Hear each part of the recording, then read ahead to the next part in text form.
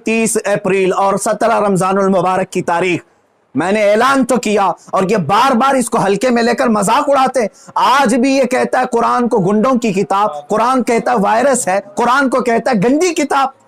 कहां मर गया तुम्हारा जमीर, कहां मर गया? मुसलमानों, मैं अब आपसे कहता हूं, इस तारीख को मेरे 3 ही ऐलान होंगे।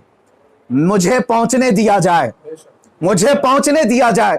उससे पहले अगर गवर्नमेंट या इनके कोई भी दबाव में आकर के अरेस्ट करते हैं, उसी दिन समझ जाना है मुसलमानों, इस्लाम की फतह हो चुकी है।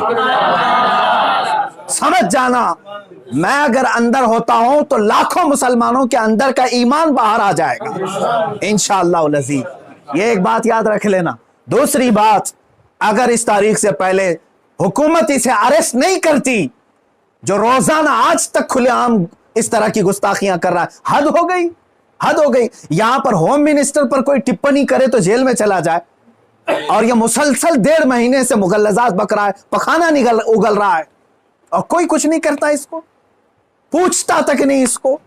और अगर इस तारीख तक या तो उसे अरेस्ट करे, या तो फिर इस तारीख को पूरे हिंदुस्तान भर के मुसलमान कोई भी अपने घर में नहीं बैठेगा इंशाअल्लाह। मेरी इस बात पर लब्बैक कहते हैं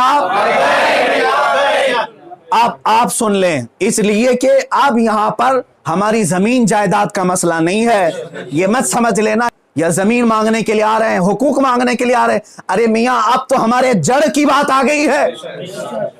और मुसलमानों, याद रख लो, अगर तुम्हारा यहां पर रसूल पाक की इज्जत सलामत नहीं है तो फिर तुम्हारा जीना भी किसी काम का नहीं है। अब ये चाहते हैं ना हम बाहर निकलेंगे तो वायलेंस हो जाएगा, फला हो जाएगा। हम ये नहीं चाहते फसाद हो जाए, इसीलिए तो बार बार गुहार लगा रहे हैं हुकूमत को, बार बार कह रहे हैं फसाद की जड़ को अंदर करो, उसे भौंकने से रोको।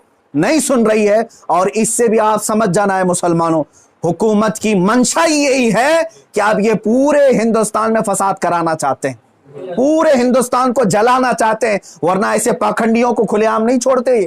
ये पूरी की पूरी प्लानिंग के साथ कर रहे हैं। इसलिए मुसलमानों, आज तुम्हारे इम्तिहान का वक्त है, आज तुम्हारे इम्तिहान का वक्त है। आज अगर तुम अपने घरों में चूड़ियां पहन करके बैठे रहे, याद रख लेना, बाद में आने वाली नस्लें तुम्हारे मुंह पर थूकेंगी, तुम्हारे कब्रों पर ईंट पत्थर मारेंगी।